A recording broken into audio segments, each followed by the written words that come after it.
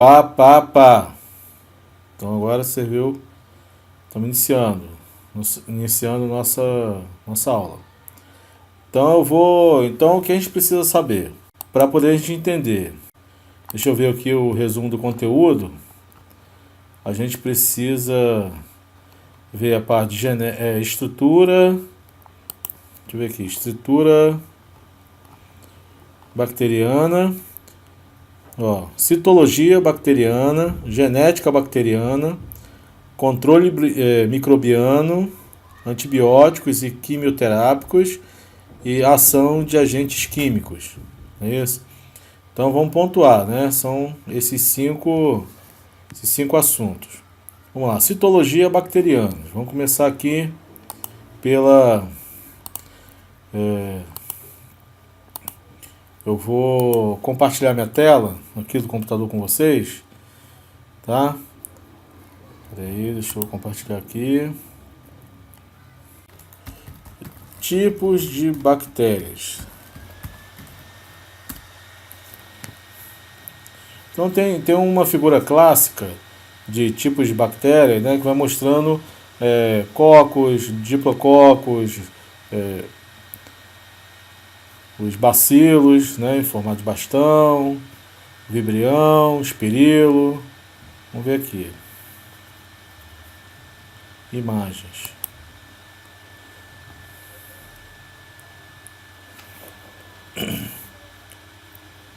Então a gente tem aqui, ó. Isso aqui é uma figura clássica, né? Os cocos, né, que formam essas bolinhas, né, como em formato de coco, né? Então tem cocos, tem diplococos, tem então de cocos quando elas estão as bolinhas estão isoladas. Diplococos quando estão assim, elas se dividem e ficam juntinhas, aos pares. Tem as streptococos que formam um colar de bolinhas, né? Cada bolinha é uma célula, uma bactéria. Tá? E forma um colar, streptococcus. Aqui você tem os bacilos, né, em formato de bastão, né, cada gominho desse aqui, como se fosse uma salsichinha. Cada gominho desse é uma célula. Né? Então isso aqui é uma cadeia de bacilo, ó, chain of bacillus. Né? Uma cadeia de bacilo, como se fosse uma streptococcus, né, vamos dizer assim. Esse aqui, ó, vibrião, vocês lembram? Ó, a cólera, né? O vibrião da cólera. A cólera é causada, o agente etiológico da cólera é um vibrião. Então é uma bactéria nesse formato aqui, ó. Parece um formato de vírgula, né? Ela é tipo um bacilo meio dobradinho aqui no meio, tá? Como se tivesse uma cinturinha. Aqui, ó, tem um formato de encaixo, né? Não é um colar de cocos, é um cacho de cocos. Estafilococcus. Estáfilo é cacho. Né? Tem o tétrade, né? Sarcina. Então, Staphylococcus aureus. Então tem vários. Então aqui, ó, você tem também espirilo. Espirilo é uma, tá vendo? Como uma cobrinha formando uma espiral, tá? Então, vamos ver mais aqui. Vamos ver mais. Tá vendo? Então, tem vários formatos de bactéria. E o formato da bactéria é característico da espécie dela. Então, você tem por exemplo, Staphylococcus aureus. Então, aquela espécie de bactéria que causa determinada doença sempre vai ter aquele formato e aquela característica de colônia também. A colônia dela é característica da espécie.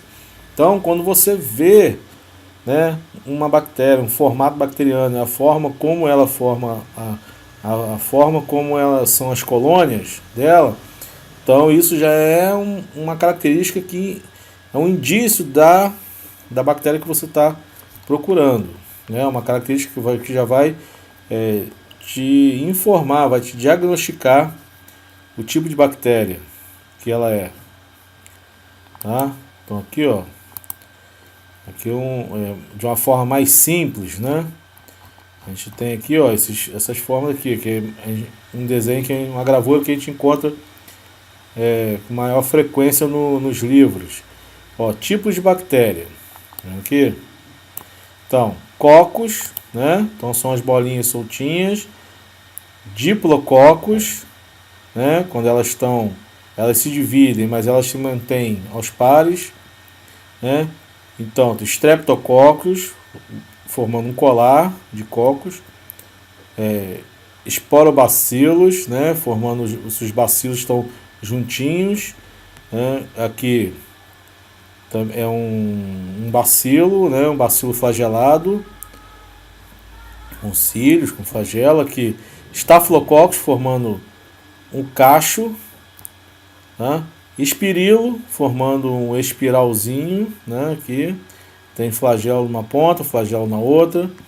E bacilos, vibrião, tá? Formado de vidro, tem aquela dobrinhazinha, aquela cinturinha, aquela dobrinha no meio, tá? Então esses são os formatos assim mais clássicos, né, de bactéria, ok? Então vamos voltando agora, como que a gente faz para poder identificar a bactéria? Então, ao microscópio, né, óptico, né, você verifica a bactéria na objetiva de 100. Para isso você tem que usar óleo de imersão. Mas se você colocar só a bactéria numa lâmina e querer observar ela já direto no microscópio, você não vai conseguir enxergar direito, porque ela, a não ser que você utilize a técnica de contraste de fase, tá? E você consegue até observar sem coloração. Mas aí, para você conseguir observar a bactéria de forma mais definida, né, você precisa utilizar um corante. E então você tem tipos de corante. Aqui, ó, você tem coloração. Espera aí, deixa eu ver se tá... Não está compartilhando a tela. Espera aí, deixa eu compartilhar minha tela aqui. Aqui. Vamos lá. Então, você tem deixa aqui em cima, euzinho aqui. Então, vamos lá. Você tem coloração. Você tem a coloração simples, tá? Quando você utiliza apenas um corante. Então, você consegue identificar o quê? Houve a coloração ou não houve a coloração. Então você tem um corante específico para um determinado, para uma organela, específico para uma organela, que a organela só está presente naquela célula, né? Então você observa a célula coroa, então é aquele tipo de célula, né? Então, se não coroa, então é porque são outras células e não é aquela célula que você estava testando, correto?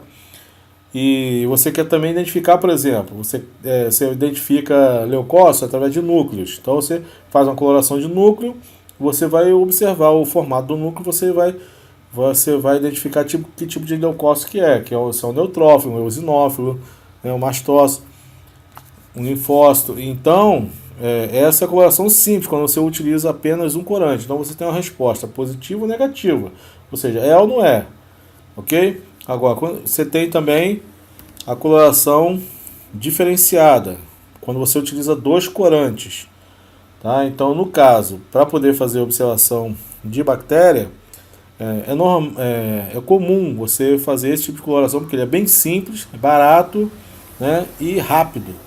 Em poucos minutos você faz esse tipo de coloração, você já observa o seu material. Então, o que coloração é? O teste, coloração de Gram. Então você vai identificar se a bactéria é gram positiva ou gram negativa.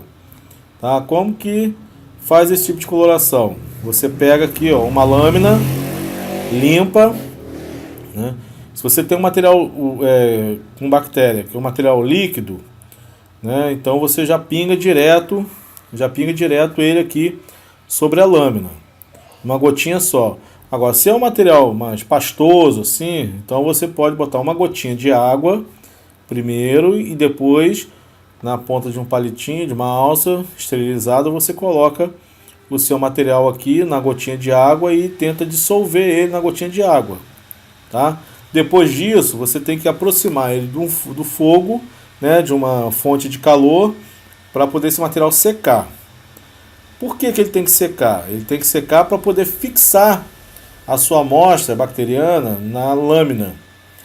Porque quando você colocar o corante e tirar e lavar e lavar a lâmina para tirar o excesso, o seu material, se ele não tiver fixado na lâmina, ele vai sair junto com o seu corante, junto com a água que você está utilizando para lavar. Então ele tem que estar fixado, ele tem que estar grudado na lâmina, ok?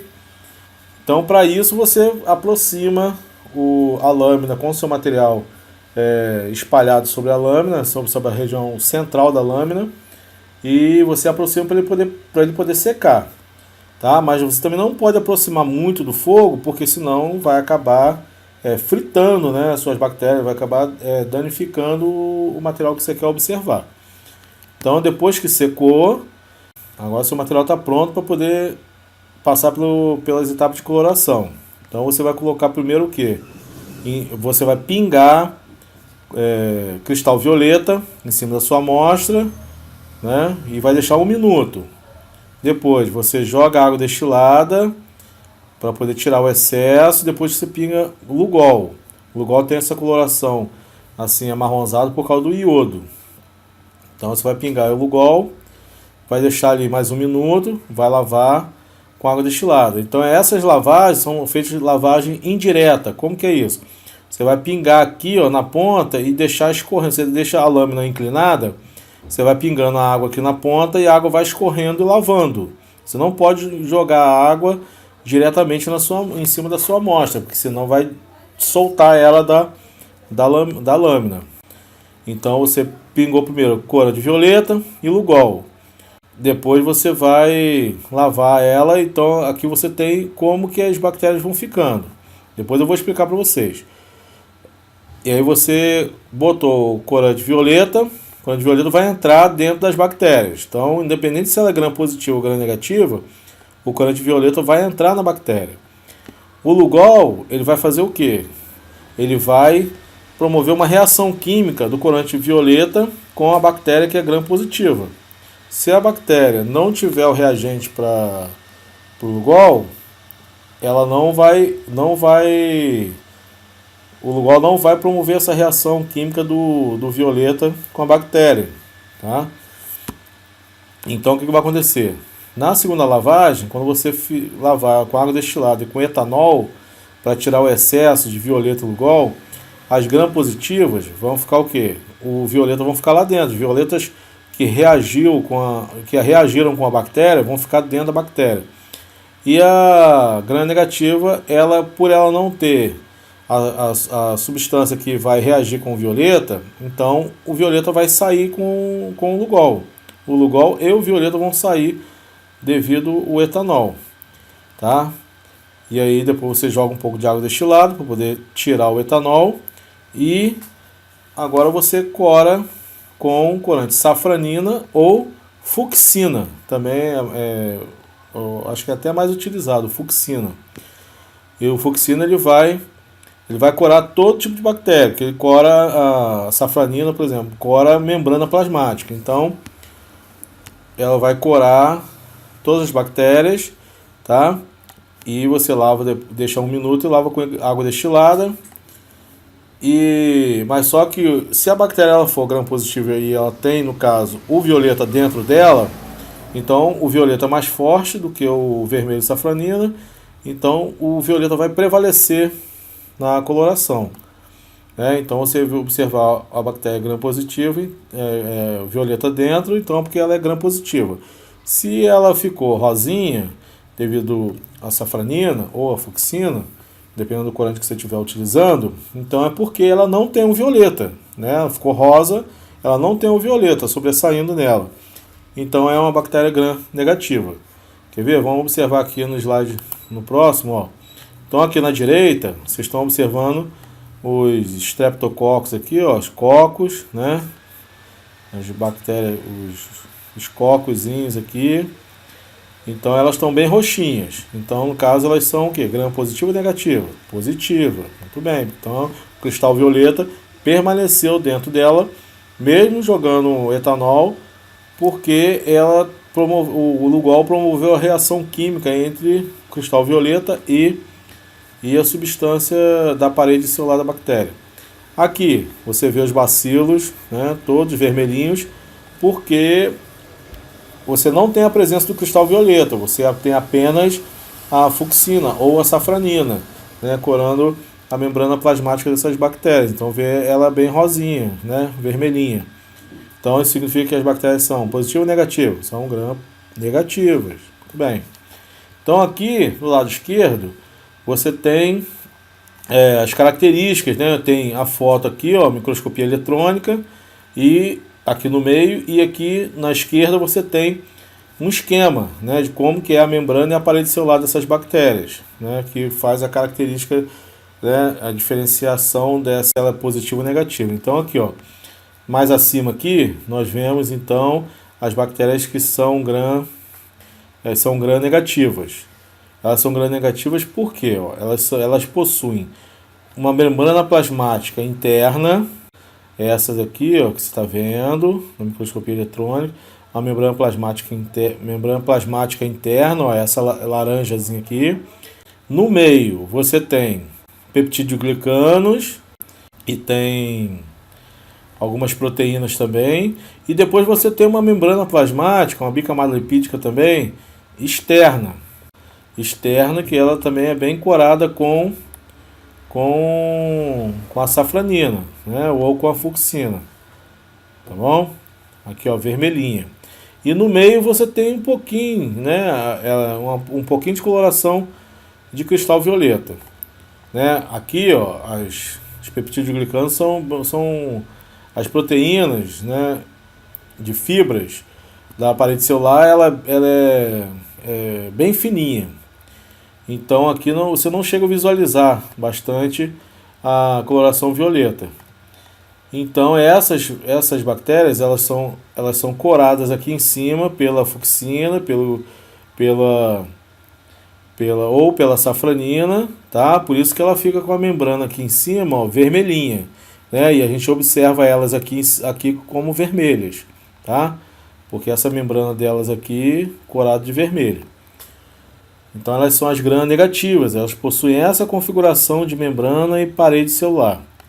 Já as bactérias que possuem apenas uma membrana, uma bicamada lipídica, e aqui depois elas possuem uma membrana, uma parede celular extremamente espessa, elas, de muitas fibras, elas possuem também uma outra fibra proteica aqui, ó, nessa parede celular, que não tem nas gram-negativas, que são chamados ácidos tecóicos. Esses ácidos tecóicos que são as substâncias na qual o cristal violeta vai reagir na presença do Lugol, tá? Então esses ácidos tecóicos aqui que vão fazer com que a parede celular dela fica extremamente corada com o cristal violeta, tá? Então olha aqui, ela tem apenas uma membrana plasmática, né, uma bicamada lipídica, aqui nessa figura de microscopia eletrônica de transmissão a gente consegue visualizar muito bem.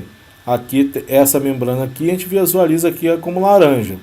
E essa camada espessa aqui, ó, de parede celular, né, ela fica totalmente corada com cristal violeta, né, devido à presença dos ácidos tecóicos, né? E aqui nesse esquema aqui, essas fibras aqui deveriam estar até mais espessas, né? Uma camada mais espessa para poder representar realmente o que a gente está vendo aqui nessas células. Por isso que elas são observadas, né, nessa coloração bem roxinha. E aí, essa coloração, ela é coloração diferenciada, né, porque você utiliza no mínimo 2 corantes, 2 colorações, né, em função do tipo de bactéria que é. E outra coisa importante também que você tira de resultado aqui nessa coloração o formato da bactéria e a forma como elas se organizam. Então aqui na gram-positiva a gente tem como ver que elas são cocos, né? São cocos. E aqui na gram-negativa a gente está vendo que são bacilos. Ok? Então, outra informação importante. Vamos ver o próximo aqui. Então aqui tem um esquema, né, das paredes celulares. Então aqui, ó, as gram-positivas, olha a camada espessa de peptídeo glicano. Olha só. E os ácidos tecóicos inseridos na membrana, onde o violeta vai ficar, vai reagir quimicamente com a presença do Lugol. E ela tem apenas uma membrana plasmática. Aqui, já nas gram-negativas, elas possuem uma membrana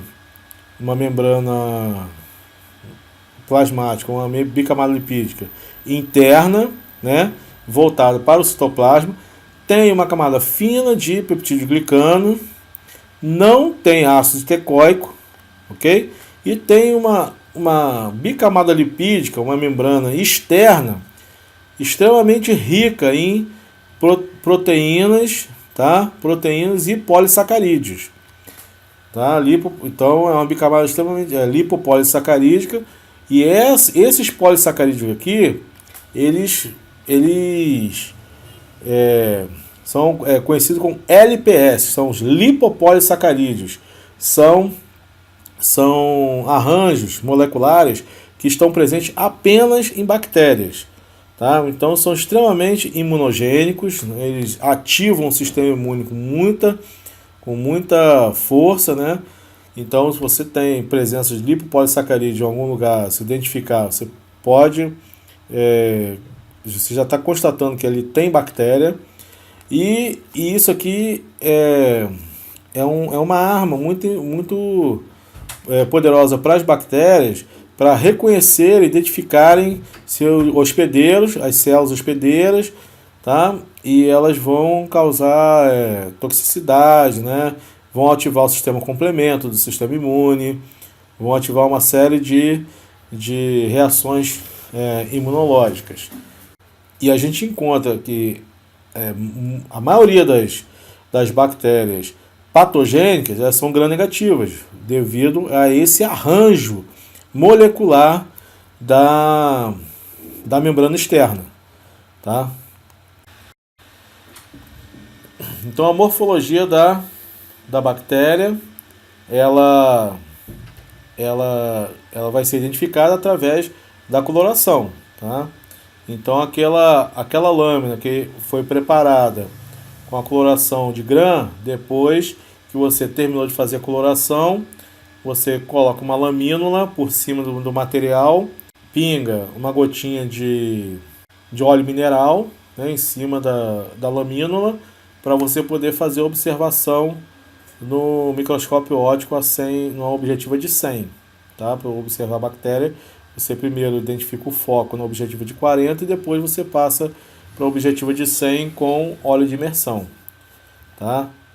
Agora, a questão Então, assim, para você identificar a bactéria patogênica, então a primeira coisa que você faz é fazer uma lâmina, né? Fazer uma coloração de gram, porque é um método barato, é um método rápido, fácil de fazer.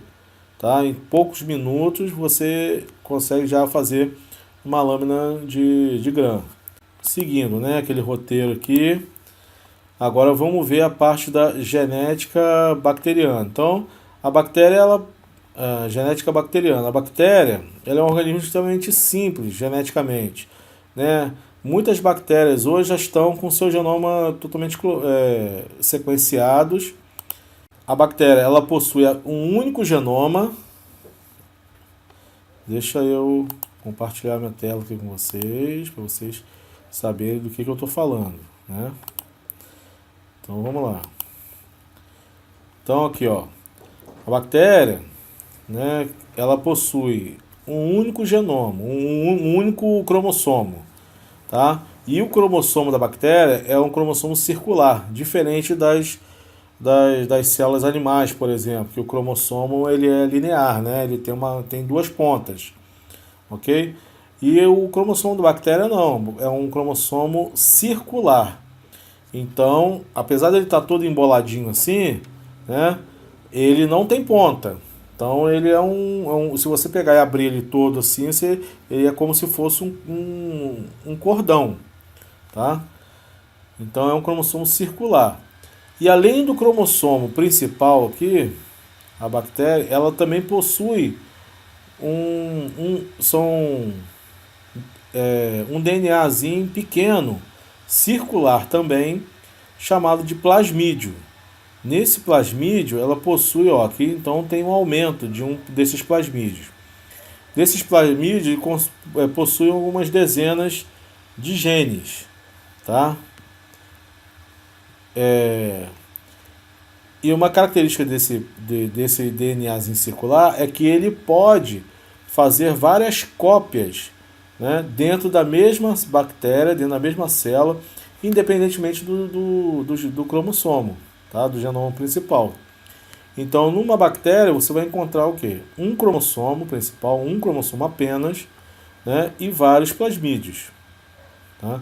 Se a bactéria ela tiver mais de um cromossomo, é porque essa bactéria ela vai entrar em processo de divisão celular. Então, ela só faz uma cópia do seu cromossomo para poder entrar em divisão celular, porque aí cada célula filha, cada bactéria filha vai ficar com um cromossomo, uma cópia de cromossomo. E plasmídios vão várias cópias de plasmídio para cada célula filha. Mas uma outra característica que tem nesses plasmídios é que geralmente que os genes de resistência a antibióticos eles estão sempre presentes nesses plasmídios.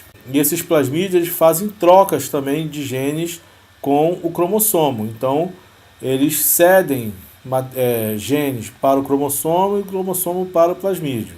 Tá? Eles podem fazer esse tipo, não é sempre não, vai depender da espécie da bactéria, vai depender do tipo de plasmídio. E a bactéria, uma característica do DNA bacteriano, tanto o cromossomo quanto os plasmídios, eles são formados, são ácidos nucleicos de DNA, tá?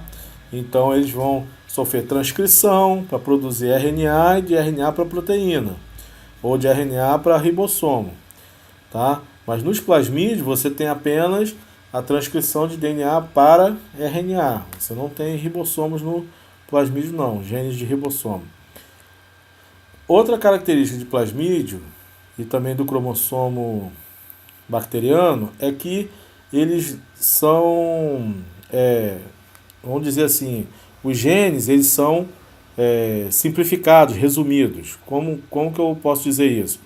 É que no DNA de células eucariontes, né, dos animais, por exemplo, das plantas, os genes eles são fragmentados, tá?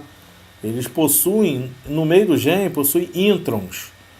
E os genes são chamados dos exons. Então, você ocorre a transcrição de toda a cadeia do gene, né, inclusive os introns, e depois ocorre o processamento desse RNA para poder retirar os introns e os exons são montados, né, ligados uns aos outros para poder formar o RNA mensageiro a partir do qual vai ser produzido a proteína. No DNA da bactéria não tem intron, tá? Então os genes eles já estão todos lineares já no cromossomo bacteriano. Então, a partir do momento que já iniciou a transcrição do RNA, a proteína já começa a ser sintetizada. O RNA já começa a ser traduzido pelo ribossomo e a proteína já vai sendo sintetizada. Então é um processo muito rápido, né? Porque às vezes o RNA nem terminou de ser produzido, né? Ou seja, o gene nem terminou de ser lido, né? A proteína já, o RNA já está sendo traduzido e a proteína já está sendo sintetizada, tá? Então é um mecanismo bem mais rápido. Então isso faz com que também uma vantagem genética pelo fato de que você precisa menos cromossomo para poder você ter uma quantidade de gene, porque como você não tem intros, você não, o gene, as estruturas gênicas não ficam tão grandes. Então os genes já ficam todos montadinhos, a estrutura gênica do DNA ficam bem compactados. Mas uma desvantagem é que em qualquer mutação genética que ocorrer no DNA, vai ocorrer a modificação de um gene, né? Porque você não tem área de... Você não tem a chance de que a mutação ocorra fora no DNA, fora de um gene.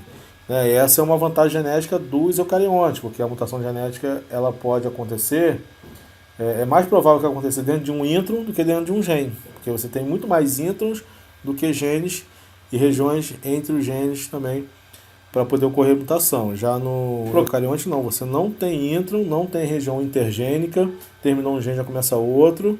Então, por isso que elas são altamente mutagênicas e com isso tem a capacidade de criar, de surgirem cepas resistentes com muito mais facilidade. Tá?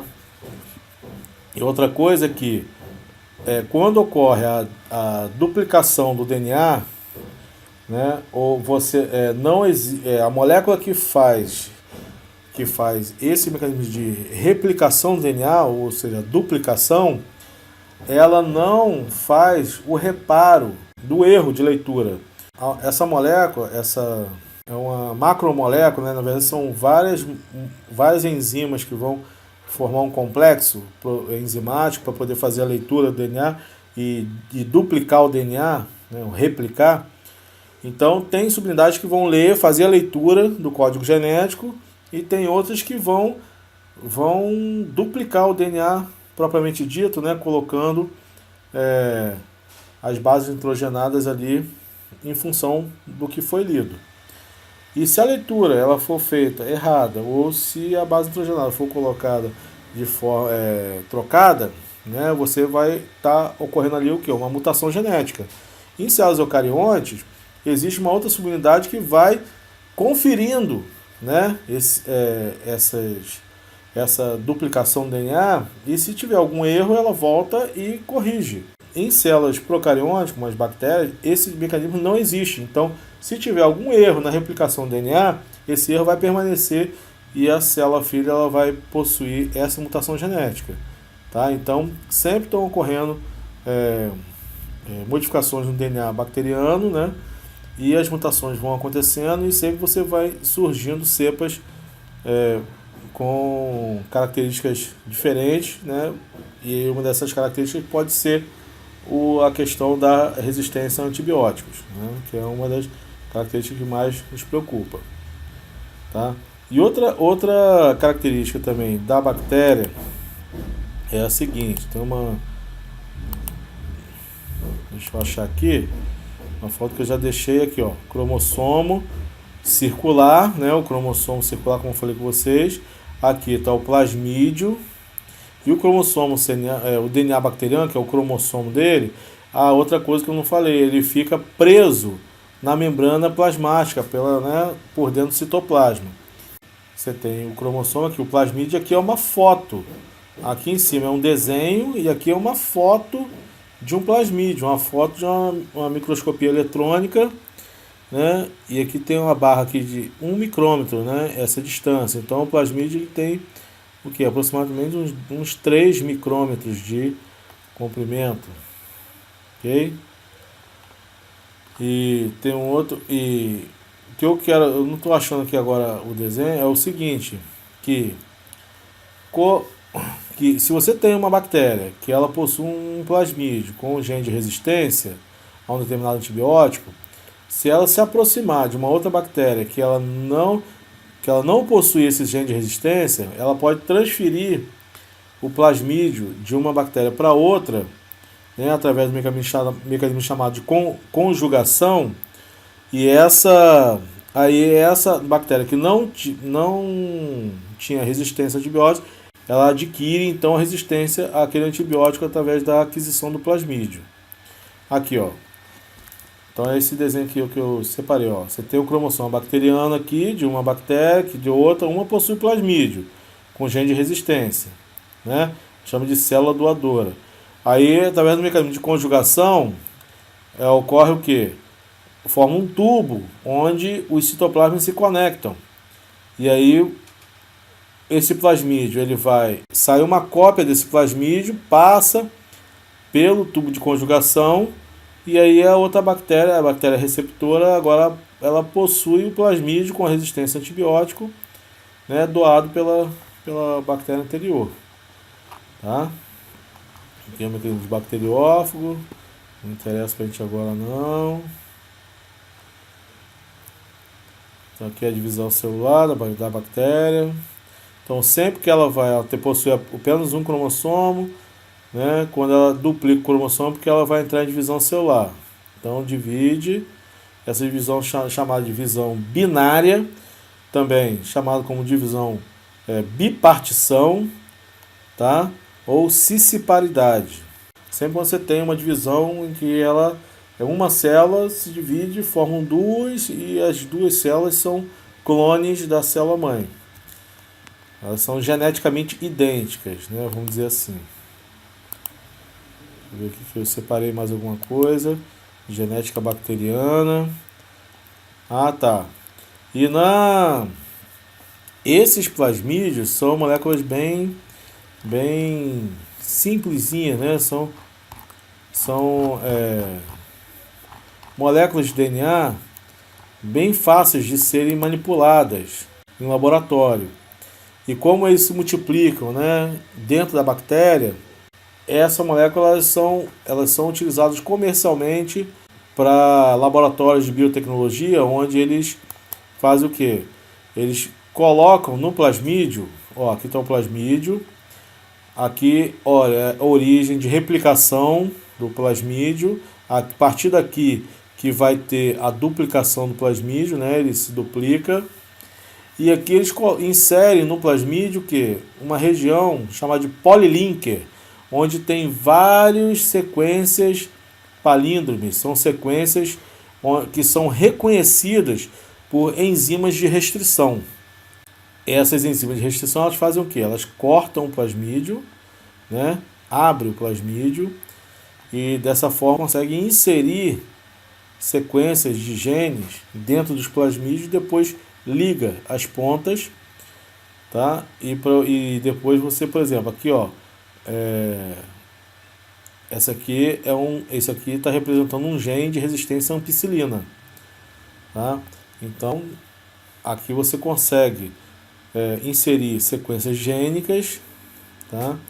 Para poder você trabalhar com a biologia molecular, você poder isolar bactérias das demais, utilizando antibiótico. Então, se você, por exemplo, você coloca um gene aqui, um gene que produzir uma determinada substância, vamos supor a insulina, tá? E aí depois você vai fechar esse plasmídio aqui e vai jogar esse plasmídio dentro de uma bactéria. Aí essa bactéria ela vai produzir o gene da insulina. Mas como que você vai saber a bactéria que recebeu esse gene da insulina? É porque nesse mesmo plasmídio ele possui também o quê? Um gene de resistência à ampicilina. Tá? Então, depois que você cresceu todas aquelas bactérias lá que você jogou esse plasmídio aqui, você quer saber agora qual a bactéria que recebeu o plasmídio. Né? As bactérias que não receberam não interessam para você. Então, simplesmente você coloca ampicilina no meio de cultura e vê quais bactérias que vão sobreviver. Então aí você sabe qual é aquela que possui o plasmídio, né, modificado geneticamente. Então é uma ferramenta, né? Hoje as pessoas utilizam isso como uma ferramenta na biotecnologia, no laboratório. Como que a bactéria ela também cria mecanismos para poder se defender dos fungos, né, contra as bactérias. Então elas vão criar mecanismos para poder se defender, né? Então um deles eles vão ter genes, por exemplo, aqui ó, genes de resistência à ampicilina, e você tem genes para resistência a uma série de antibióticos. Tá? Então, as bactérias elas possuem genes de resistência a antibióticos e esses genes elas vão propagando, né, entre as outras bactérias, vão compartilhando, né, esses genes com outras bactérias através de mecanismos de conjugação e passando também para os seus descendentes. Tá? Então vamos lá. Dando seguimento agora aqui na parte de. Aqui, ó. Citologia bacteriana, genética bacteriana, controle microbiano. Então, quando a gente chega, ó, principal fator que a gente tem para poder falar sobre o controle microbiano é o sistema imune, primeiramente, que o sistema imune, ele muitas vezes ele não elimina totalmente as bactérias, tá? Então, por exemplo, na flora intestinal, a quantidade de bactérias que existe na flora intestinal, ela é regulada pelo sistema imune, né? A flora bucal, né, é controlada pelo sistema imune, a flora da cavidade vaginal também controlada pelo sistema imune, a quantidade de bactérias. Então, pelo pH, né, pelo pH do meio, o organismo ele controla pelas células do sistema imune, pelos anticorpos, então pelas imunoglobulina A, imunoglobulina E, as IgM, imunoglobulina M. Então, o organismo vai controlar a quantidade, né, não vai deixar, né, que se exceda. Então, quando a pessoa tem algum fator que afeta o sistema imune, como por exemplo alimentação, né, o estresse, né, alguma coisa que abala, geralmente é mais alimentação, né, tem o estresse também, mas a alimentação é mais comum, né, a pessoa está abalar o sistema imune, ou então se ela estiver tomando algum medicamento também que vai suprimir o sistema imune. Isso também acontece, por exemplo, no período de gestação, a mulher ela tem o sistema imune dela suprimido para que o organismo não reconheça o feto como um corpo estranho. Então, ela fica com o sistema imune baixo, tá, durante toda a gestação. Então, muitas doenças, né, oportunistas, podem surgir nesse período. Né, por isso que ela precisa ter um acompanhamento médico, né, frequente. E ela pode começar a ter mau cheiro, né, na cavidade vaginal, né, ela pode expelir, né, odores assim devido à proliferação excessiva, né, de bactérias, porque o sistema imune está baixo, né, tá debilitado nessa fase da vida dela. Então também isso vai acontecer com outras pessoas, né, principalmente devido ao sistema imune. Então as bactérias vão ser oportunistas, né, vão se beneficiar, né, vão se proliferar mais, aproveitando a situação debilitada do seu hospedeiro, tá bom? E também a questão dos antibióticos. Então, o antibiótico, então você tem os antibióticos, eles não vão agir de forma igual em todas as bactérias, porque elas sofrem um mecanismo de mutação genética com muita frequência. Então, o que acontece? Algumas bactérias vão ser extremamente suscetíveis, né, ao antibiótico, outras não vão precisar de mais doses para poder morrer, e outras, né, vão precisar de pelo menos 8 dias de doses para que elas morram. Então você tem vários níveis de suscetibilidade e resistência de bactérias, né? Vai depender da mutação genética que elas estão sofrendo, né, durante o processo de divisão celular. Então, por isso que é extremamente recomendado que quando você comece a tomar um antibiótico, você logo nos primeiros dias você já mata as mais suscetíveis. tá? No segundo, terceiro dia, quarto dia, vocês já vão matar que tem susceptibilidade média, né? Não são resistentes, mas... E você precisa que o paciente ele chegue a tomar até a dose final para que aquelas que são um pouco mais resistentes também morram. Porque você imagina só, se o paciente deixar de tomar é, o antibiótico no quarto dia, então olha só, agora você só tem bactérias ali de média resistência para cima. Então agora, de repente, você voltar a tomar aquele mesmo antibiótico, já não vai fazer efeito como tinha feito da primeira vez. Né? De repente, você, no primeiro, segundo dia, você ainda não tem ausência dos sintomas. Né? A febre continua. Às vezes porque selecionou as bactérias mais resistentes. E agora você vai precisar, de repente, de um outro antibiótico, né, para poder agora você conseguir eliminar essas bactérias. Né? Então, o controle bacteriano ele se dá por essas questões, né? As questões imunológicas, né? A questão para você eliminar as bactérias, essa questão da resistência, né? E susceptibilidade, não é igual para todas as bactérias, né? Da colônia. E também tem a questão que as bactérias elas estão ali, apesar de elas estarem na colônia, você acharam que elas são todas iguaizinhas, bonitinhas e são amiguinhas, não, elas estão também brigando por alimento, brigando por espaço, uma com as outras. Né?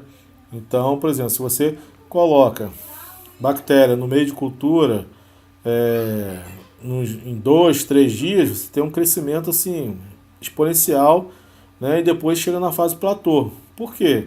Porque começa a acabar nutrientes, elas começam a liberar também muitas toxinas no meio, tá? E tudo isso atrapalha o crescimento bacteriano. E justamente essas substâncias que elas vão liberando no meio de cultura é que vão causar toxicidade, né? E que vão atrapalhar o funcionamento das células do hospedeiro. Tá? Então não é porque a bactéria vai lá e mata a célula do hospedeiro. Não. É porque ela vai lá e deixa a célula do hospedeiro uma imundície de excretas metabólicos, né? Que são tóxicos, alergênicos, né? E que vão atrapalhar o funcionamento da célula hospedeira e vão levando até a morte. Tá? Então, vamos continuando aqui. Eu não sei se eu estou respondendo exatamente todas as questões que vocês estão colocando aqui, então, mas porque eu tenho que fazer um apanhado geral para poder conseguir falar todo esse assunto, né, em pouco tempo. Vamos ver aqui também agora os antibióticos e os quimioterápicos. Né? Para esse assunto aqui, eu separei aqui, ó. Então você tem os antibióticos, né? Os quimioterápicos, eles estão separados em categorias, em classes. Cadê? Aqui, ó. Esse site aqui é um site da Anvisa, tá? Ele tá atualizado. Cadê? Aqui, ó. 2007, quer dizer, já tem 11 anos, né?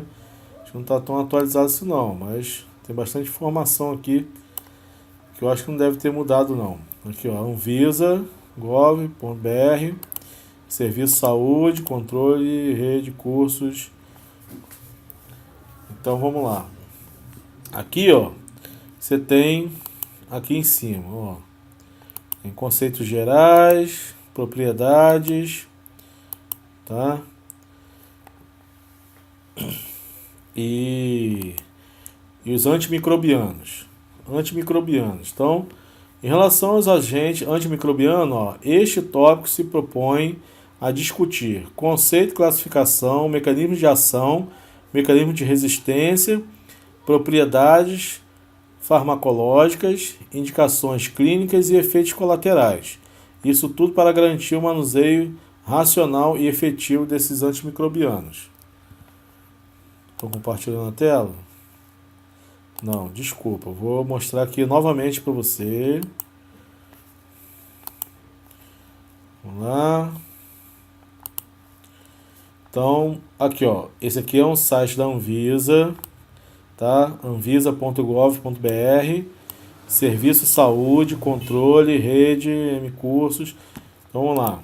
É um site que ele é de 2007. Cadê? Você vem aqui pro ladinho. Vou mostrar aqui o 2007 aqui do site. Então, quer dizer, o site foi feito em 2007, né? Eu não sei se essas informações aqui elas são de 2007, né? Ou se elas já foram atualizadas recentemente. Então, vendo aqui, ó, antimicrobianos, tá? Então, ó, primeiro, conceitos gerais, ok? Conceitos gerais. Por que é tão importante aprender sobre os antimicrobianos? Quais são os principais problemas relacionados à qualidade do uso clínico dos antimicrobianos? Propriedades, tá? Farmacológicas dos antimicrobianos, ok? Mas aí o que a gente quer saber aqui, ó, os antimicrobianos.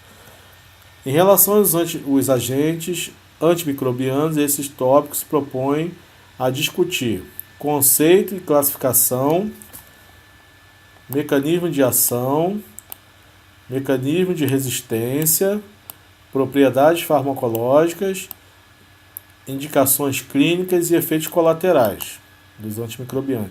Isso tudo para garantir o manuseio racional e efetivo. Tá?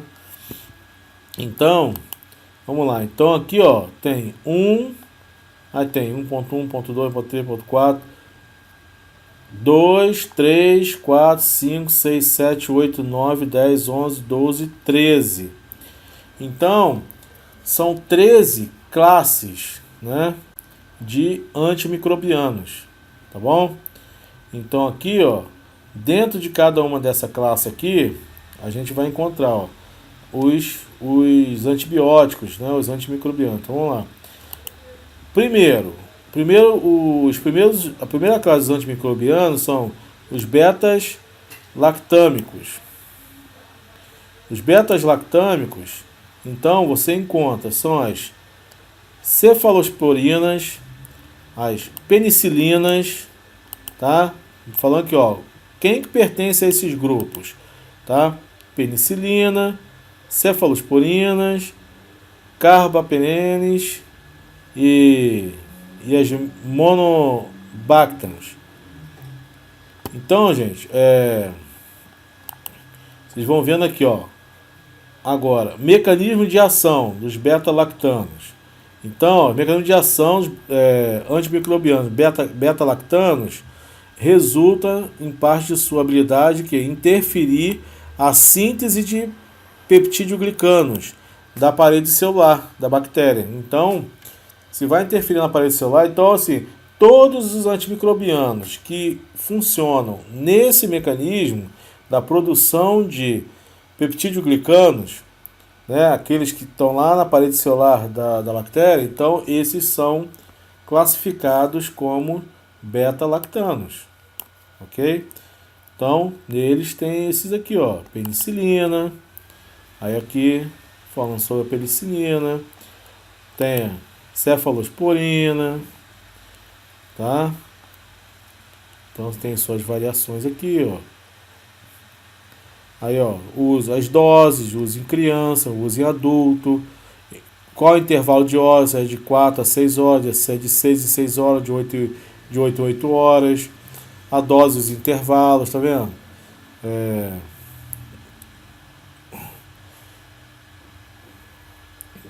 Então, gente, vamos lá. Não dá pra gente aprofundar e falar de cada uma, tá? Então aqui, vamos lá. Na segunda classe de antimicrobianos, são as quinolonas. São as quinolonas, tá? Nas quinolonas, ó,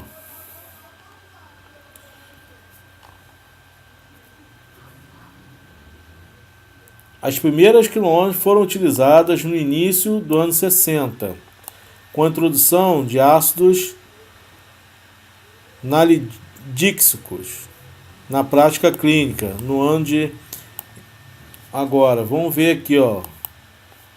Mecanismo de ação. Ela inibe o quê? Inibe a atividade da DNA girase ou a topoisomerase 2. O que essa enzima faz? Todo DNA, quando ele vai ser transcrito ou quando ele vai ser replicado, ele precisa ser desenrolado primeiro para as outras enzimas poderem agir sobre o código genético. Né? O DNA não é todo enroladinho, então a DNA girase ou a topoisomerase 2 ela vai desenrolar, né, o DNA para as outras enzimas poderem agir. Então, os antibióticos dessa categoria aqui, elas têm essa função, ela inibe a atividade dessas enzimas. E o interessante é que a grande vantagem, né, da gente utilizar o antibiótico. E por que os antibióticos então não vão agir? Não pode surgir essa pergunta. Por que ele não age sobre a DNA girase das células do nosso corpo? Porque esses complexos enzimáticos de células procariontes, eles são diferentes das células eucariontes. Então, por isso que os antibióticos que atuam nas células procariontes, né, não vão exercer essas atividades. Ah, mas por que os efeitos colaterais? Ah, porque tem outros mecanismos. Um antibiótico é uma proteína, um quimioterápico que é um estranho para o nosso corpo. Então, o sistema imune, ele já estava tentando combater a bactéria. Agora surgiu uma outra substância estranha. Vai ter que combater também. Então, o sistema imune ele vai ficando bem sobrecarregado, né? E aí outras funções do nosso corpo também começam a ser afetadas, né? O controle de cálcio, né, do nosso corpo, né, das paratireoides. Vamos lá, DNA girase. Agora, mecanismo de resistência. Então aqui, ó, nesse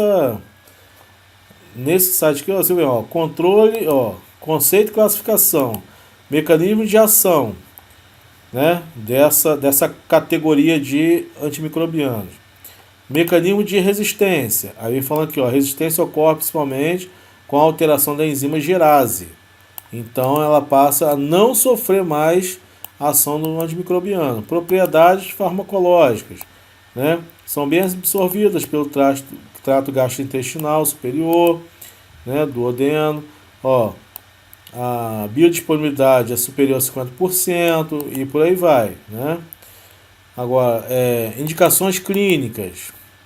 Aqui, ó, quando a pessoa tem o que? Infecção no trato genito-urinário, tem infecção no trato gastrointestinal, no trato respiratório, osteomielite, né, que são doenças nos ossos, né, nas partes moles, no tecido conjuntivo e ação contra micobactérias. E aqui, ó, os efeitos colaterais, né, são drogas relativamente seguras e os efeitos colaterais mais comuns envolvem. Aí tem, entendeu? Aí vai, se quiser aprofundar, tá aqui. Não dá tempo para a gente poder ver isso tudo. Então vamos lá. No terceira categoria de antimicrobiano, glicopeptídeos. Então, qual o mecanismo de ação? Ó, primeiro, a classificação. Os principais representantes desse grupo são a vancomicina e teicoplanina, tá? E a ramaplanina. Então, são diversos glicopeptídicos, né, que estão em fase de pesquisa clínica e não são disponíveis no mercado nacional ainda. A vancomicina, sim, né, ela já foi introduzida, ó, desde 1958, tá? E a gente utiliza ela muito até em laboratórios, né, de biologia molecular. essa vancomicina. Mecanismo de ação. Apresenta o quê? Múltiplos mecanismos de ação. Inibe a síntese de peptídeo-glicanos, além de alterar a permeabilidade da membrana plasmática e interferir na síntese de RNA citoplasmático. Dessa forma, inibe a síntese da parede celular da bactéria. A bactéria vai ficar suscetível a fatores, né, do ambiente dela. E morre. Vamos lá. 4. Então, ó, 4 são os antimicrobianos oxazolidínonas. Tá? Então, essas oxazolidínonas representam o quê? Um único membro comercializado. Essa aqui, ó, a linezolida representa um único membro comercializado dessa nova classe de antimicrobianos sintéticos conhecido como oxazolidinonas. Possui excelente atividade contra cocos gram-positivos. Não apresenta atividade contra a bactéria gram-negativa. Então, você olha, é a gram-negativa, então você já vai direcionando para qual antibiótico você pode utilizar. Aí você vai fazer o teste também. É o que? É a bactéria aeróbica ou é anaeróbica? Você vai crescer ela em condições de anaerobiose para saber se ela é aeróbica ou anaeróbica, ou se ela é facultativa. E com isso você vai identificando que tipo de bactéria que é. Né? Faz o teste antimicrobiano também, né? Com discos de inibição de crescimento, para poder, com vários antibióticos, para saber que bactéria que é no meio de cultura. Mecanismo de resistência. Remédio de resistência, embora foi documentado sendo atribuído ao mecanismo de mutação genética no RNA 23S. Então ó, nós estamos no quarto, né? São 13 antimicrobianos. Vamos lá, o quinto, aminoglicosídeos. Tá? Então, são streptomicina, foi a primeira. Streptomicina, antibiótico, eu já até utilizei esse antibiótico aqui quando tive erisipela. Streptomicina foi o primeiro aminoglicosídeo obtido a partir de fungo Streptomyces griseus, em 1944. As principais drogas utilizadas atualmente em nosso meio, e além da streptomicina, são gentamicina, tobramicina, amicacina, netilmicina, paramomicina e espectilomicina. Então, são todos antibióticos dessa mesma classe de aminoglicosídeos, tá? A quinta categoria. Mecanismo de ação. Vamos lá, o que eu gosto de ver? Ela liga o quê? Liga na fração 30S do ribossomo, inibindo a síntese de proteína. Então, transcreveu o gene lá, mas o ribossomo, a porção 30S, que vai se ligar no RNA mensageiro para poder traduzir em proteína, está inibido. Então não consegue sintetizar a proteína, a bactéria morre. Então vamos lá. O sexto, macrolídeos. Macrolídeos, vamos lá, são grupos de antimicrobianos quimicamente constituídos por um anel macrocíclico de lactona, ao qual ligam-se um ou mais açúcares. Pertencem entre esses grupos qual? Azitromicina, né? Bem conhecido, claritromicina, eritromicina também. Isso aí, pessoal, ó, pessoal que tem rinite alérgica, sinusite, o pessoal geralmente toma esse tipo de antimicrobiano. Espiramicina, vancomicina e roxitromicina, etc. Tem outros. Aí tem aqui, ó, falando de cada um deles. Eritromicina, claritromicina, por aí vai. Mecanismo de ação. O que eu gosto de ver? Sua ação ocorre através da inibição da síntese de proteína dependente de RNA.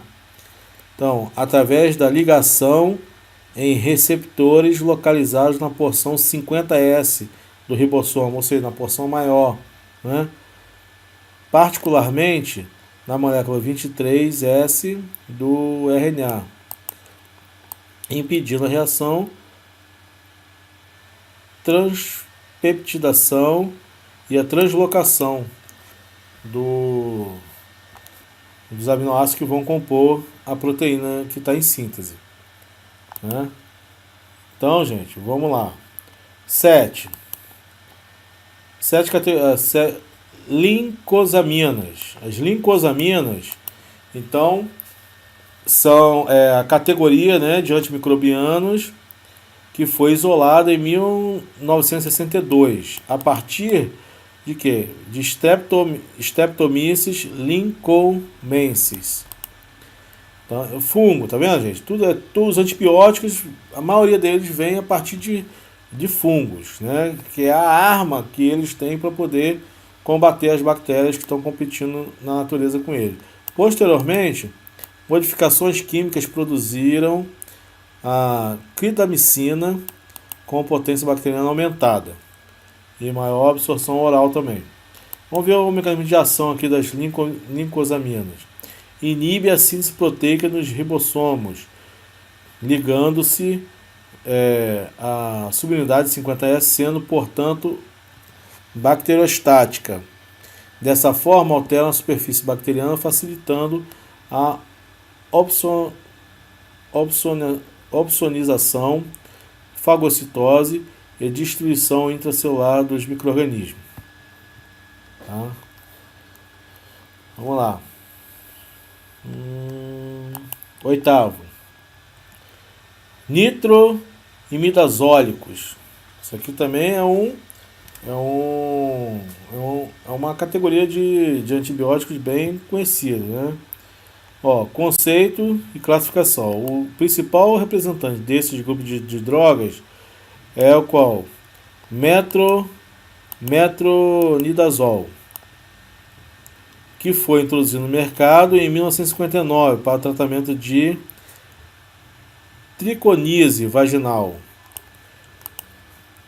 O metronidazol é um bactericida potente, com excelente atividade contra bactérias anaeróbicas estritas, né? Então, bactérias anaeróbicas, cocos gram-positivos, bacilos gram-negativos e bacilos gram-positivos, e certos protozoários como amebíase, né? Tricomoníase e giardíase. Então, isso aqui, doenças, né, sexualmente transmissíveis. Então, quando vocês já viram que tem o TROC-N, o TROC-N, né, tem nitroimidazol, que é um bactericida potente. Tá, vamos lá. 9. São os cloranfenicol. Cloranfenicol é um antibiótico muito utilizado também. Ele coagula proteínas, né?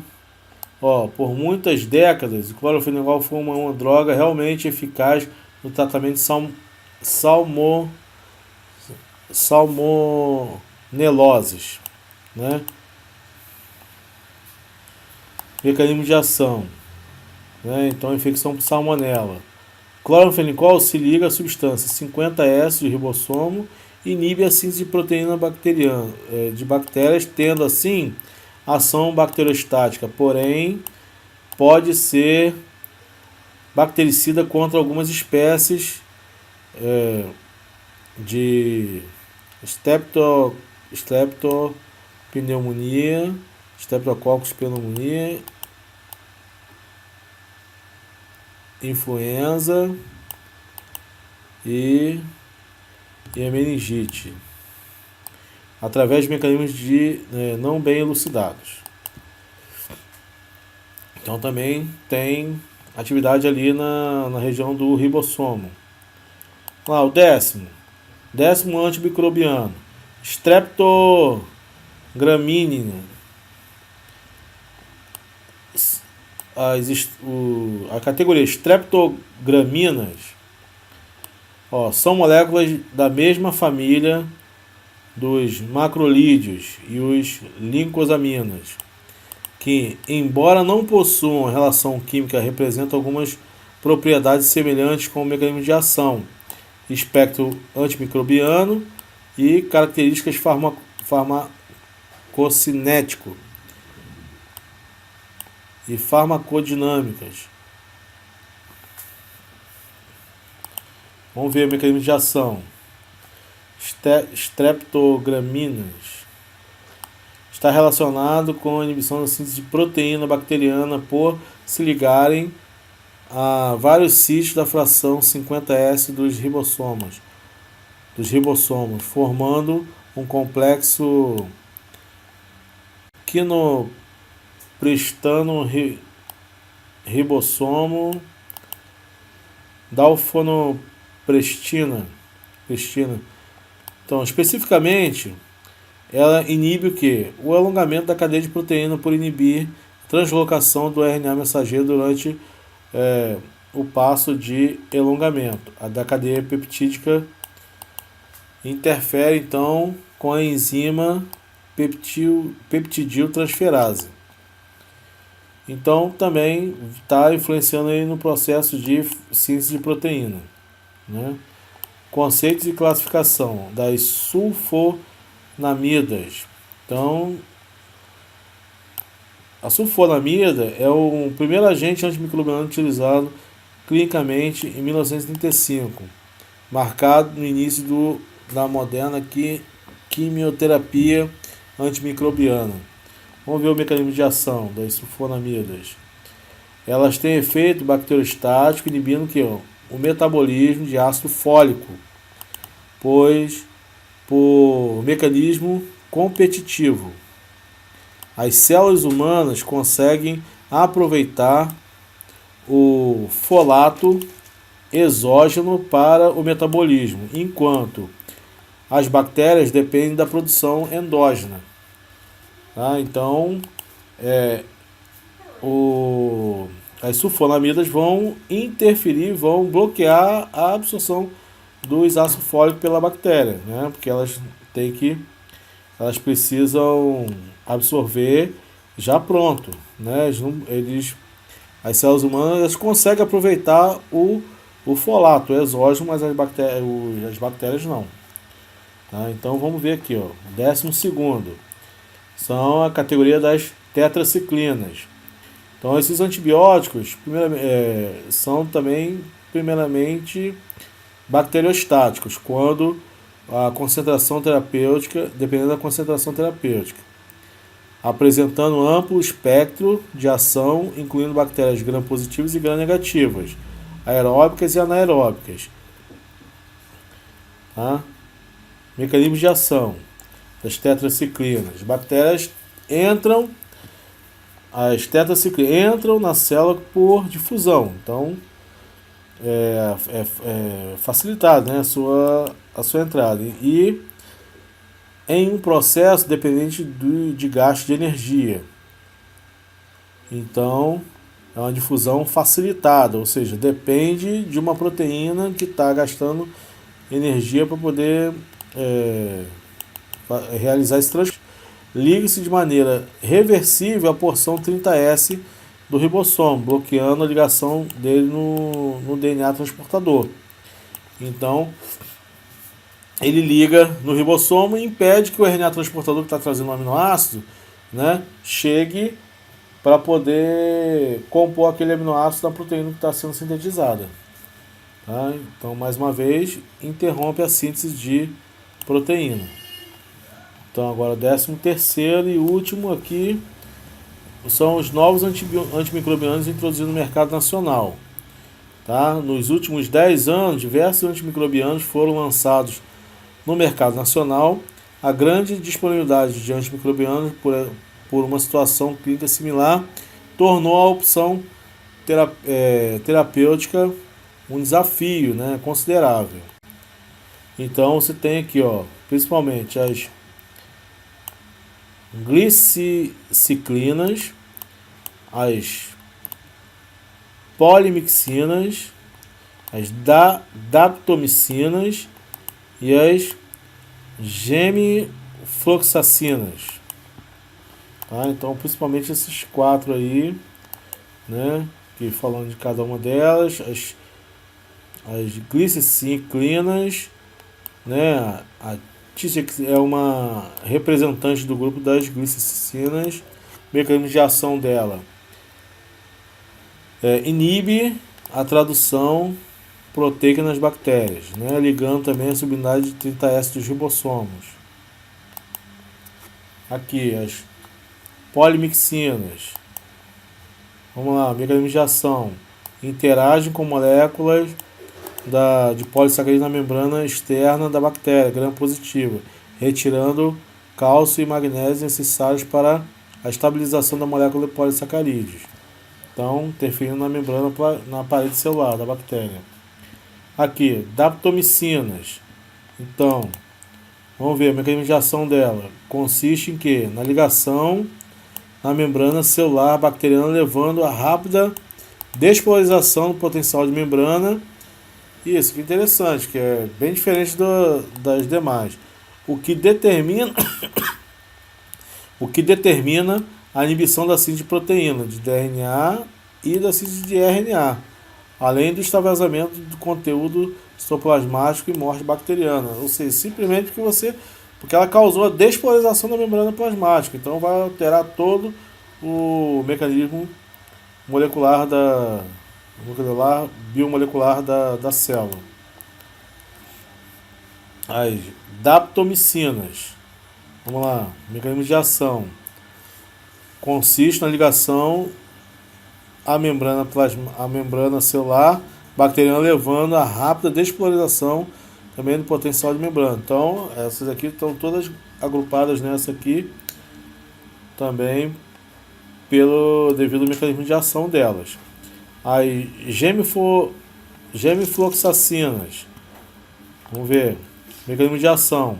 Inibe a síntese de RNA através da inibição da síntese de DNA gerase e da topoisomerase 4.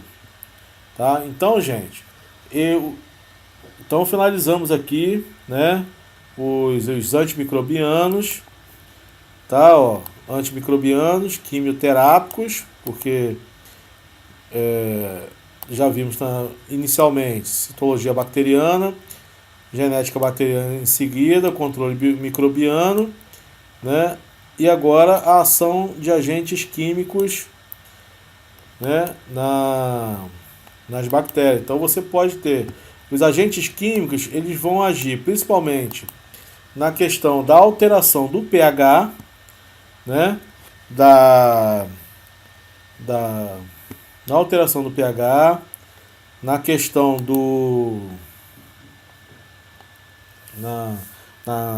no sequestro de cálcio também, que é muito importante para as bactérias e que estabiliza as proteínas da parede celular bacteriana. Então, quando você tem um sequestro de cálcio, né, uma quelagem, né, então são substâncias, por exemplo, o EDTA. O EDTA é uma substância que ela quela, ou seja, ela sequestra íons, né, principalmente íons divalentes, como cálcio. Então, então ela sequestra todo e o que tiver dependendo daquela substância vai se prejudicar. Então, no caso, você coloca EDTA numa substância, ela vai quelar, as bactérias vão ficar, né, desprovidas de cálcio, vão morrer. E também a alteração do pH também do meio, também principalmente vai alterar o meio biológico, né, da bactéria. Então, gente, eu acho que até onde eu fiquei assim inteirado, né, do assunto que vocês vão precisar estudar é esse aqui. Então eu espero ter abordado, né, o que vocês estavam esperando, né, para o estudo, para a matéria de vocês. Mas a gente pode depois também rever algumas coisas, pode acrescentar outros assuntos aí que eu não tenha abordado, tudo bem? E a minha intenção aqui, né, foi justamente colaborar, contribuir, né, para o entendimento desse assunto aí que vocês estão estudando, tudo bem?